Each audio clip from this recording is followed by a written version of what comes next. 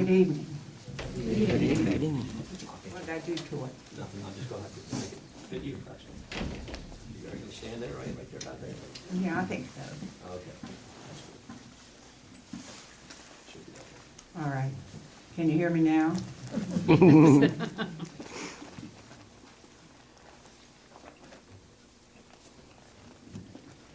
Okay. Good evening. Good evening. I wanted to first thank you for giving me the opportunity to come and introduce myself, to meet you, and to give you some idea of why I've gotten into the race. My name is Sarah Minear, and as Donna said, I'm originally from Tucker County. I am now living in Morgantown. After I retired from the Senate, I moved to Morgantown. I lived in Canaan Valley, and I'm a widow, and I did not have the good fortune of having a successful pregnancy, so I have no children. And my brother wanted me to move to Florida. And I decided I didn't want to leave West Virginia. I love the hills, I love the changing seasons, and I'm a West Virginian, and I like West Virginia people. And so I stayed, and I moved to Morgantown. And I moved there primarily because of all the amenities. And if the day ever comes that I have to take care of myself, then they'll have facilities and whatever there that I can take care of myself. As Donna said, I'm running for Congress in the 1st District. And I first want to give you a little brief background on me. I was born and raised in Tucker County, and I was married to the late Robert W. Minear Sr. And his ancestors settled Tucker County in 1765. So the Minear name goes back a long way.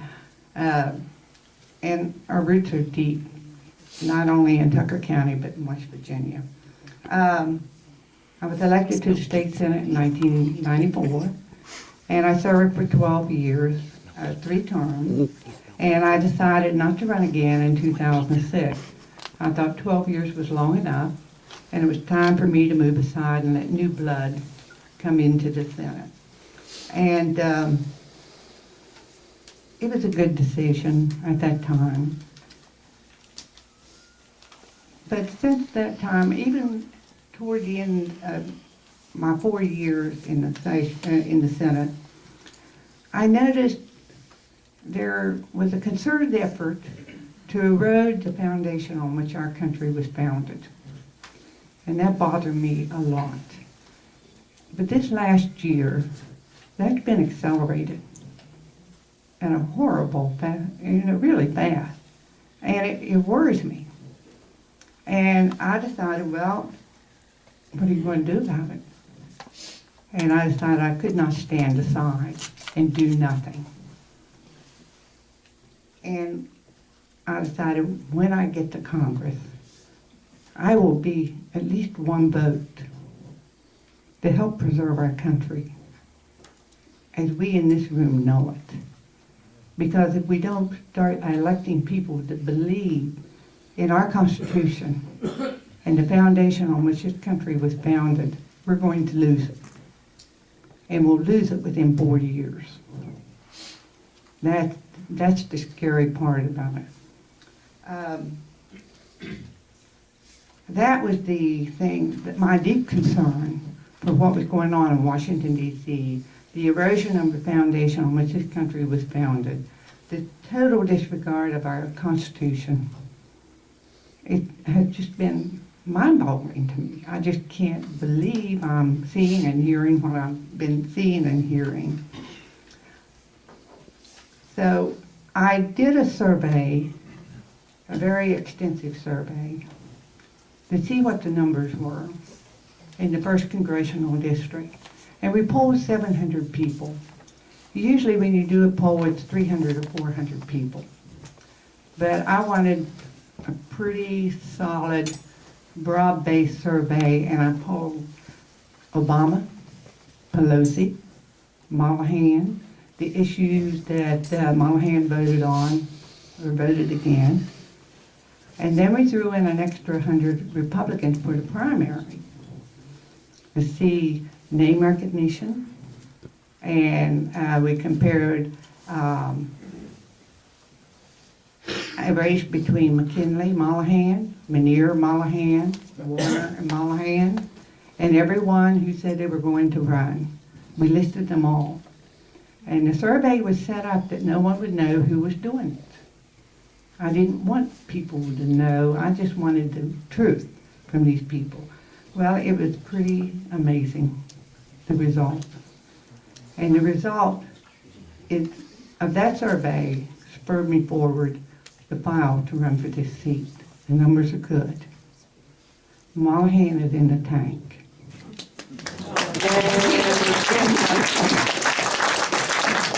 Three blowns. And we can beat him. Three blowns. For me, it was a 2% spread. McKinley, the spread was a little more. Warner, sorry, Mac, it was a little more. But at any rate, I'm in the race, and it's going to be a daunting process. Any election cycle is. While I served in the Senate, I wanted to tell you, too, one of my guiding things when I made a decision on legislation, I remember Donna said, remember your constituents. Always remember your constituents. And I did that. But I also always remembered in the back of my mind, government by the people, for the people. The people were my boss. And I never forgot it. And I think that's why I won so handily when I ran 3 different times. The first 2 times I won by 60% in a 2-to-1 Democrat district. And the last time I expected the figures to drop. Usually the third time around they're getting a little tired of you. And I won by 69%. But that's because when I operated in the Senate, I had an open door policy. I answered every letter. I returned every phone call. And I was always honest. Sometimes they didn't want to hear the answer I gave them. But I was not going to tell people what they wanted to hear. I was going to tell them the truth. Certain pieces of legislation, you know, people thought it should be a certain way and that it was going to go a certain way through the legislature. And I'd say, it's not going to happen. And here's why. And you better know you're right when you do that. But some people got a little upset with me. And then when it happened the way I said it was going to happen, every one of them, over time, came and said, you were right. So I earned the trust of the people I represented. And in Congress, I will earn your trust. I will never lie to you. I will never make promises I can't keep. If you have a problem, I'll certainly try to help you. But if I'm not sure I can keep that promise to help you, I will tell you. But you can bet I'll work hard to try to help you. So while I'm in the Congress, it will be open door policy.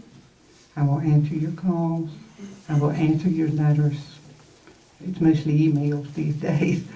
But I will always be accessible to the people I represent because you're the one that hired me in the first place. And I never forget that. You know, I have a tendency to kind of speak from my heart and get off track on my speeches.